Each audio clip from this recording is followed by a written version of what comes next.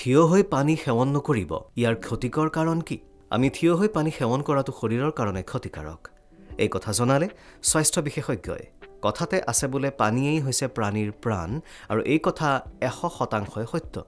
কাৰণ অধিকাংশ শৰীৰবৃত্তীয় প্ৰক্ৰিয়াত গুৰুত্বপূৰ্ণ ভূমিকা পালন কৰে পানীয়ে সেয়ে স্বাস্থ্য বিশেষজ্ঞসকলে পৰিমিত পৰিমাণে পানী সেৱন কৰাৰ পৰামৰ্শ দিয়ে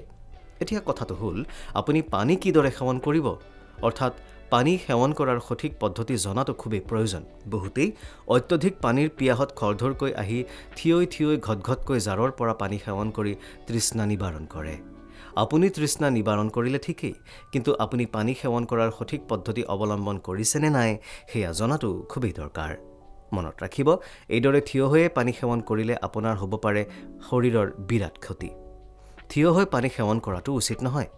এই সম্পৰ্কত বিশেষজ্ঞই কোৱা মতে বহুতৰে এনে এটা ধাৰণা আছে যে পানীৰ পিয়াহত যেনেকৈ নহওক পানী সেৱন কৰি তৃষ্ণা দূৰ কৰিব লাগে এটো মুঠেও গ্ৰহণযোগ্য নহয়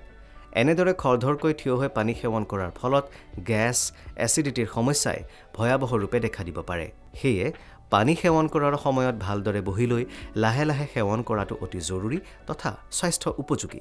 এই পদ্ধতি অৱলম্বন কৰি পানী সেৱন কৰিলে শাৰীৰিক লাভ হোৱাৰ লগতে কোনো ধৰণৰ সমস্যাৰ সৃষ্টি নহয়